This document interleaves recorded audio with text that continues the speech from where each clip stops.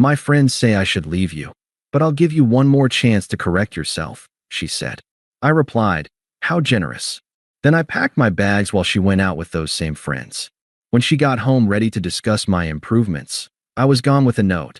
Decided not to take the chance. Hey viewers, before we move on to the video, please make sure to subscribe to the channel and hit the like button if you want to see more stories like this. Thanks. The air in our apartment felt thick, like before a storm. It had been like this for weeks. A heavy quiet punctuated by the rapid tap-tap-tap of Qley's thumbs on her phone screen, followed by sighs she meant for me to hear.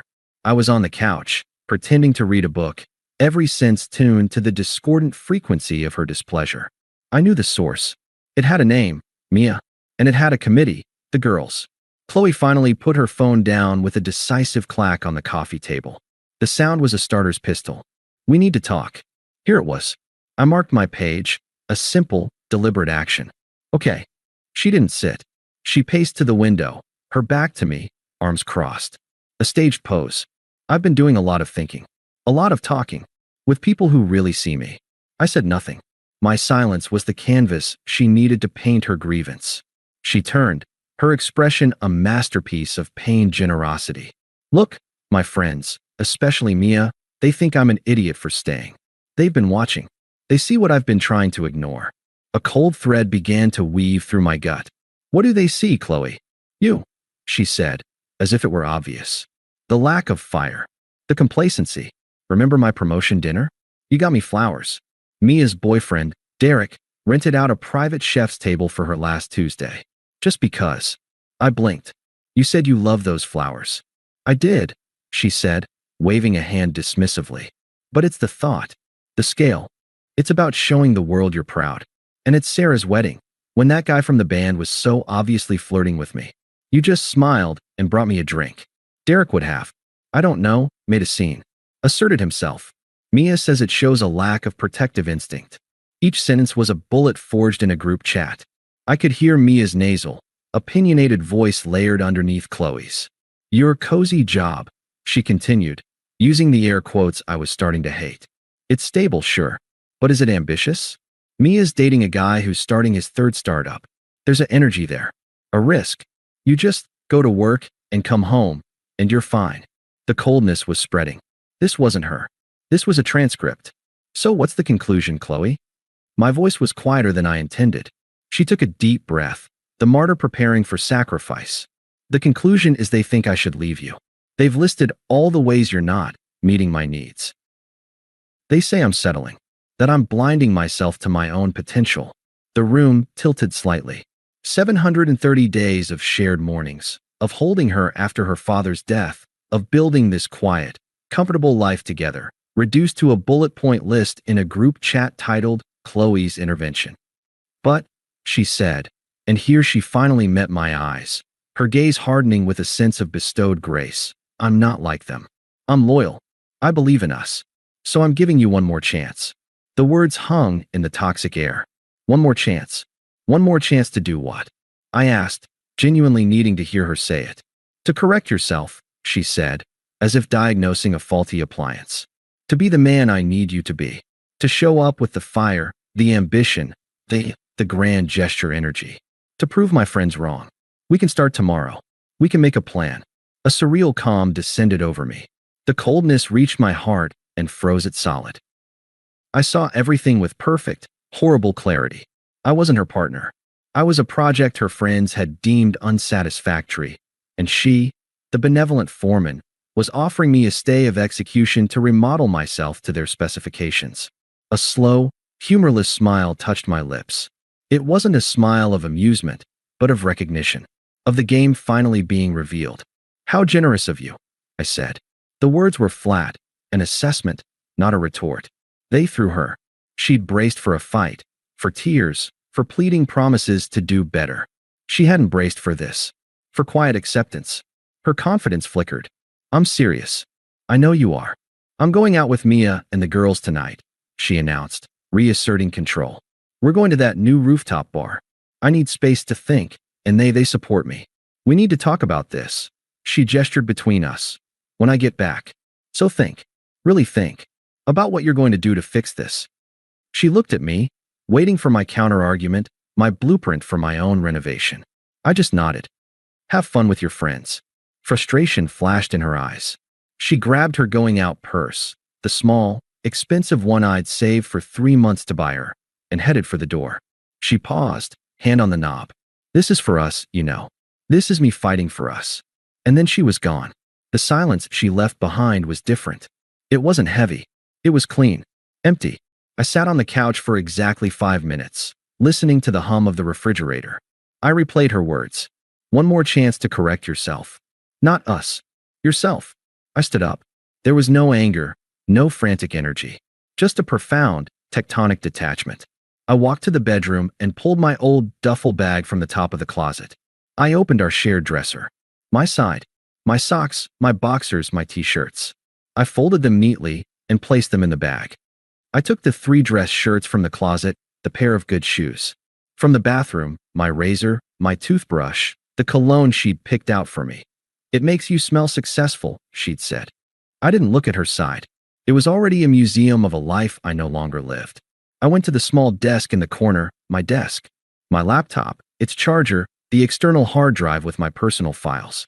The framed photo of us from a hiking trip 2 years ago, when her laugh was real and not a performance for her friends. I left it.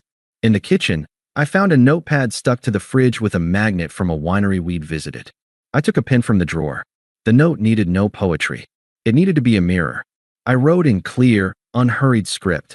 Qley decided not to take the chance. Goodbye. I didn't sign it. She'd know who it was from.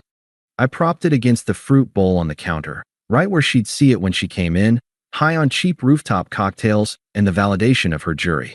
I shouldered my duffel bag, took one last look at the apartment, the couch where I'd held her, the kitchen where we'd cooked lazy Sunday breakfasts, and felt nothing. It was a stage set after the play had ended. I locked the door behind me and walked down to my car. As I pulled out of the parking spot, I took out my phone. I went to her contact. I didn't block her yet. I just switched her text notifications to silent. Then I drove into the deepening night, the weight in my chest not grief, but the eerie, buoyant weight of a chains finally falling away. I drove to Jake's place. My oldest friend. I didn't call ahead. I just showed up on his doorstep with my duffel bag at 10 p.m. He took one look at my face, stepped aside without a word, and went to the fridge to get 2 beers. How long? He asked, handing me a bottle. Indefinitely, I said, and took a long pull. I told him what happened, repeating Qley's words verbatim. One more chance to correct yourself. Jake, who had never been a fan of Mia or the committee, just shook his head, a slow, disgusted motion. So she put you on performance review? With her idiot friends as the HR department? Basically. And you just left? I just left. A grin broke across his face. Good. The only correct response to an ultimatum like that is to vanish. It's the nuclear option of self-respect. He cleared off his couch, gave me a blanket and pillow. As I lay there in the dark, staring at the ceiling of his spare room, I waited for the pain to hit. The grief, the heartbreak, the longing. It didn't come. In its place was a vast, empty quiet. It wasn't peaceful, not yet. It was just null, the emotional equivalent of white noise. My phone, face down on the floor, lit up at 12:37 a.m. A call. Qley's name. I watched it ring until it went to voicemail. A minute later, it buzzed with a text. I didn't look. It buzzed 3 more times in quick succession. Then silence. In the morning, over coffee, I finally checked. The first voicemail, timestamped 12:37 a.m. Background noise of laughter and clinking glasses. Then her voice, slurred and loud. Hey, where are you? We need to talk when I get home, remember? Call me. A giggle in the background, unmistakably Mia's. Just call me, okay? The texts, 12:41 a.m. Hello? Are you really not home? 12:55 a.m. This is childish. You're just trying to punish me. It's not going to work. 1:15 a.m. Fine. Whatever. Be like that. We'll talk tomorrow. I felt nothing. Not anger, not hurt. It was like reading messages meant for a previous tenant. I took a screenshot of the note I'd left, saved it to my phone. Then, methodically, I blocked her number. I blocked her on every social media app, Instagram, Facebook, even the professional one she never used. It wasn't an act of anger. It was digital sanitation. Cutting a tie to a source of infection. Jake watched me. You okay, man? I don't know what I am, I said honestly. But I'm not sad. I think I'm free. That was day 1. The first week was a lesson in silence. My world, which had for 2 years been filled with the constant background noise of Qley's moods, opinions, and social dramas, was now eerily still. I called my landlord, explained the situation, a necessary breakup. I needed to be removed from the lease. He was a decent guy, asked if I was safe, and said he'd start the paperwork. I went to the apartment one last time when I knew Qley would be at work. I took the rest of my clothes, my books, a few small pieces of furniture that were mine. I left the key on the counter. The note was gone. The silence from my end was absolute. But the universe, through the grapevine of mutual acquaintances, began to feed me pieces of the story. It started with Sarah, a friend from college who was tangentially connected to Qley's circle, but always fair-minded. She texted me on day 4. Hey, heard about you and Qley. Just wanted to check in on you. I replied, I'm okay. Thanks, Sarah. A few minutes later, her bubble popped up again. She's telling everyone you had a nervous breakdown and abandoned her. Mia's leading the charge. It's intense. I wrote back, let them talk. It doesn't matter. Sarah, for what it's worth, I never liked Mia. She's a poison pill. Take care of yourself. That was the first confirmation of the narrative they were spinning. I was the villain, the coward who cracked under pressure. It was fine. Villains don't have to attend committee meetings. The voicemails and texts had stopped once I'd blocked her. But on day 7, a new number popped up on my screen. A local area code. I let it go to voicemail. Okay, you made your point. Her voice was clear now, sharp with impatience. You're hurt. I get it. This silent treatment is juvenile. Come home so we can talk like adults. You can't just run from problems. There was a click. The condescension was a tangible thing. She still thought this was a tactic, a negotiation ploy. She was waiting for me in the empty apartment, ready to hear my list of proposed improvements. I deleted the voicemail and blocked the new number. Day 10 brought another new number. This time, the message was different. The performative patience was gone. You know what? My friends were right. You are a coward, running away instead of facing things like a man. Mia says this just proves everything she said about you. So congratulations. You played yourself. Her voice was tight with fury. She was trying to provoke a reaction, any reaction, to prove she still had a hook in me. I imagined her in that apartment, surrounded by the ghost of my presence, her anger growing with every hour I refused to engage. I blocked the number. Then, for 2 weeks, nothing. Radio silence from her end. But the grapevine was busy. I ran into Mike, a guy who worked with Qley's friend's boyfriend, at the gym. We were spotting each other on the bench press. Dude. He grunted, wiping his forehead. Heard about your situation. Rough. I'm managing, I said, re-racking the weights. Yeah, well, you might be better off. He lowered his voice. My girlfriend's in that whole crew. She says Qley's lost it a bit. She rebounded hard with some guy Mia set her up with. Some entrepreneur named Leo. I kept my expression neutral. Good for her. Mike snorted. Doubt it. Guy sounds like a tool. Shows up in a leased sports car, talks nonstop about his brand, buys rounds for the whole bar to make a point. According to my girl, Qley's all over him, like she's trying to prove something. It's sad. I just nodded. It was sad, but it was a sadness that belonged to a stranger. It had nothing to do with me. The next report came from Sarah again, a week later. A simple text with a link to a private Instagram story screenshot. It was Mia's story. A blurry photo of Qley and a slick-looking guy with 2 white teeth. Leo, their faces close. The caption read, when you upgrade your entire life. Heartsuit #realmen #no more settling. Sarah's text followed. She's making sure you see this. She had Mia post it publicly. It's so transparent. I didn't respond. I didn't need to. The act of trying to hurt me with this proved my absence was a wound. They were shouting into a void, desperate for an echo. The final piece of the karma puzzle came not from a friend, but from a bystander. I was getting a coffee when I heard a familiar, shrill laugh. I glanced over. It was Mia, at a corner table with 2 other girls from the committee. They hadn't seen me. I took my coffee and sat with my back to them, partly hidden by a large potted plant. Completely obsessed, Mia was saying, her voice carrying. It's pathetic. He texts her every hour. Where are you? Who are you with? Last night he flipped out because she liked some guy's photo from. Like, 2019. One of the other girls giggled nervously. Qley said he's just passionate. Passionate. Mia's laugh was a razor. Please. He's controlling. He already asked her how much money she has in her savings. But whatever, she wanted a guy with fire, right? Now her apartment's on fire. Poetic. Does she talk about, her ex? The third girl asked. Oh, constantly, Mia said, dripping with faux sympathy. He was so stable. He never checked my phone. Boo-hoo. She made her bed. Let her lie in it with Mr. Passion. Their conversation moved on, but the damage was done. I sat, sipping my coffee, watching the people on the street. The grand gesture guy, the real man, was exactly what you'd expect. Insecure, volatile, and financially predatory. Qley had traded a peaceful harbor for a dramatic, leaking ship, and her first mate, Mia, was already gossiping about the coming wreck. I finished my coffee and left, walking past their table without a glance. They were so engrossed in their drama, they didn't even notice me. The ultimate irrelevance. That night, at Jake's, I finally felt the first flicker of something other than numbness. It wasn't happiness. It was the quiet, solid satisfaction of a bullet dodged. The storm I'd walked away from was now raging in full force, and I was sitting in a dry house, listening to the distant thunder. The unfairness of the betrayal had faded. In its place was a simple, unshakable knowledge. I had made the only choice possible.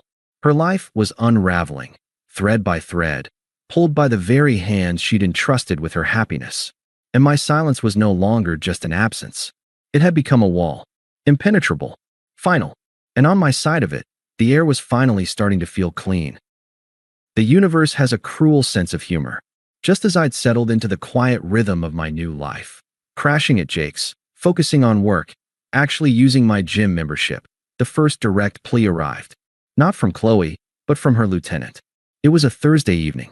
An unknown number with a familiar area code flashed on my screen. I almost didn't answer, but a gut instinct told me to. Hello. Finally.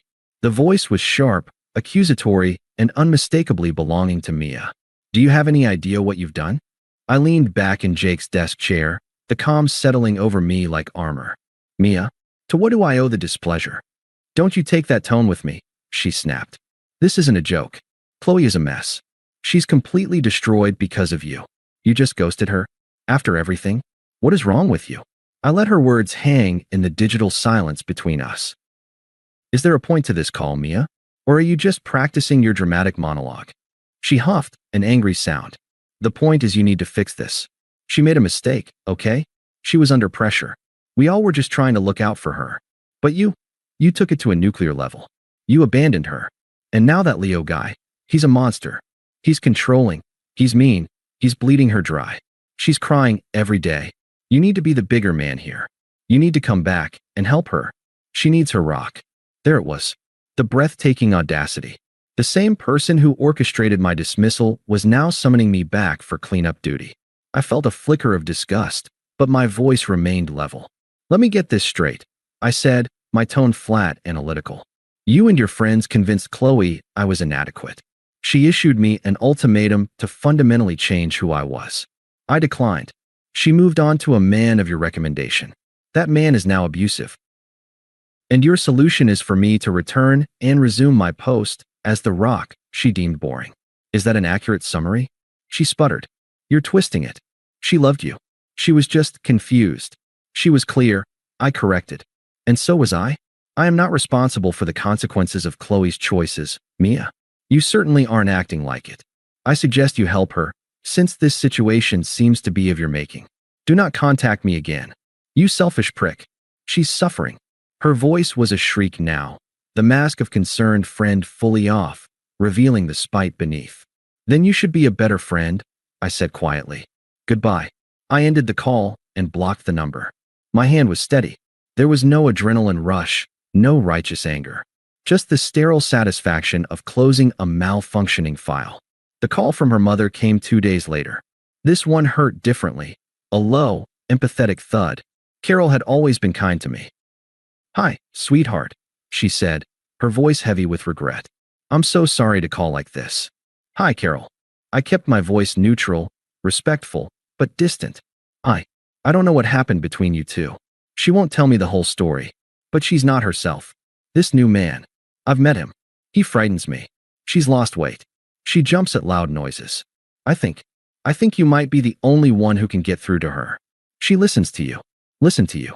This was the hard one. The appeal to my old nature, to the protector I had been. I saw a flash of Carol's face, worried and sad. But I also saw Qley's face, dismissive and smug, telling me I needed correction. Carol, I said, my voice softening a fraction, but with no give in it. I care for you, and I'm truly sorry you're worried. But Qley ended our relationship. She made a choice to replace me with someone she believed was better. The fact that her new choice is dangerous is a tragedy, but it is not my tragedy to solve. I cannot help her. She didn't want my help. She wanted a different man. She has him. There was a long silence on the other end. I heard a soft sniffle. She threw away something real, didn't she? That's between her and her conscience, I said. Please take care of yourself, Carol. I ended the call. I didn't block her, but I knew she wouldn't call again. The dam broke a week later. A number I didn't recognize, calling at 11 p.m. on a Sunday. I was reading. I answered out of sheer morbid curiosity. The sound that came through was pure, undiluted distress. Sobbing, ragged breathing. He took my keys. He changed the passcode on my bank app. He said if I loved him, I'd prove it by giving him access. It was Qley, her voice stripped of all its prior performance, raw and shattered. He yelled at Mia, called her a cancer. He threw my phone against the wall last night.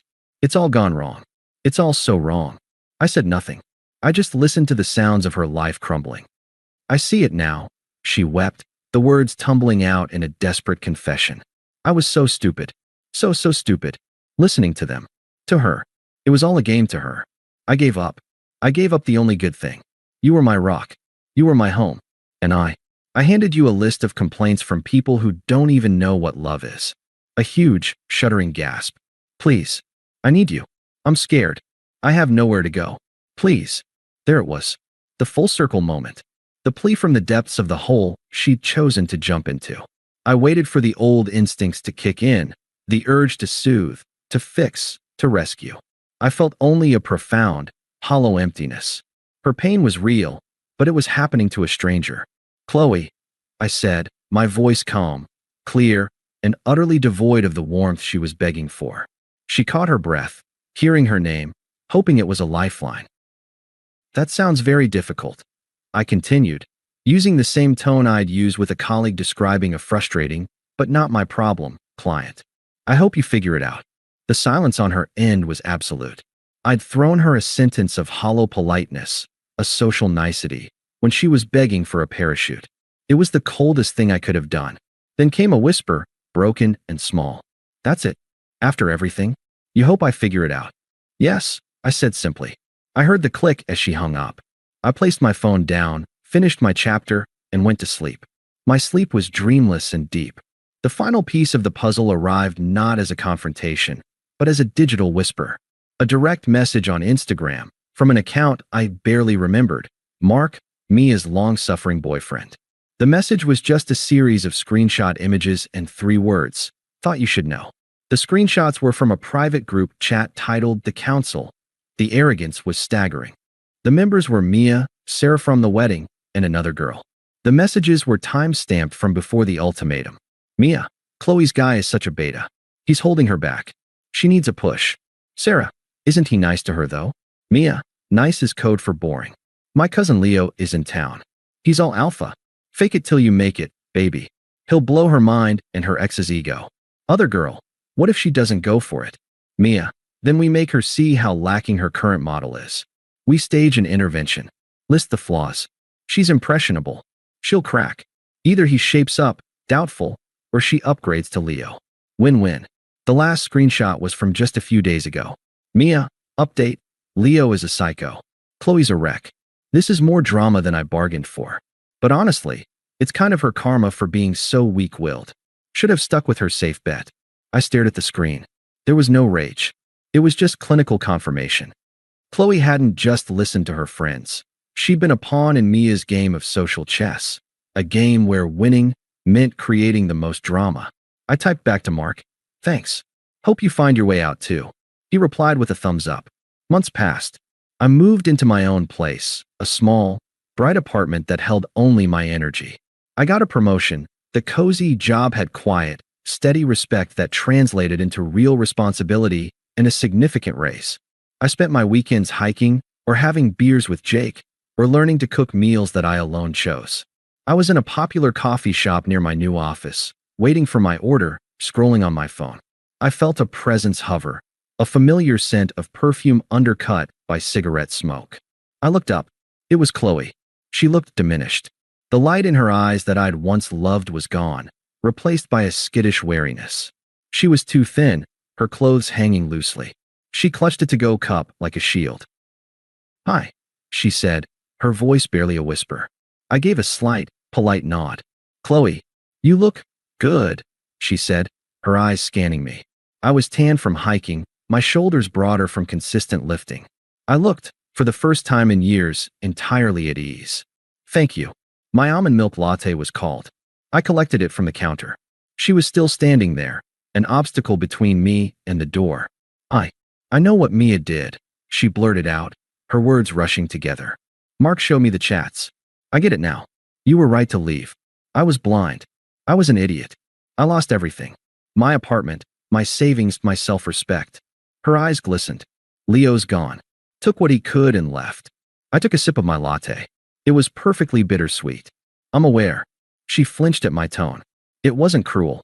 It was just factual. "Is there any way we could ever get coffee? Sometime? As friends? Just to talk. I think I need closure." I looked at her then, really looked.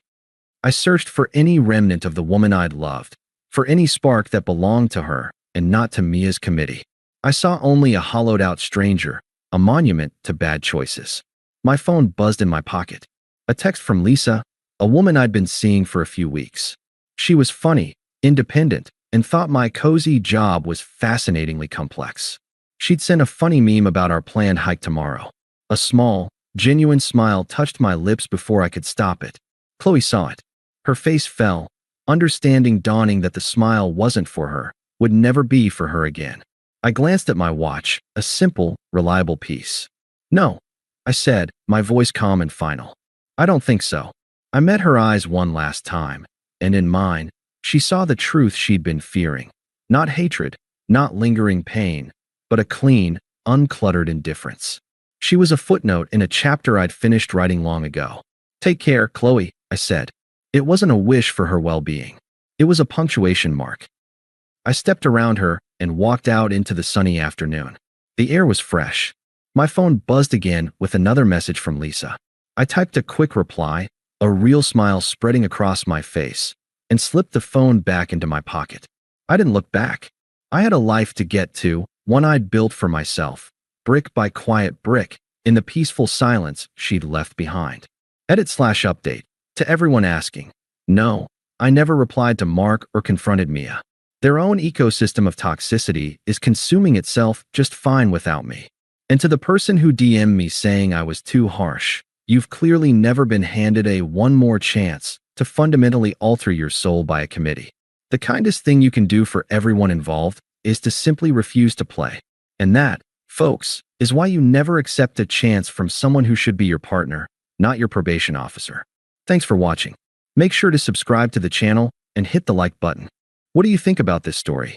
Share it in the comments.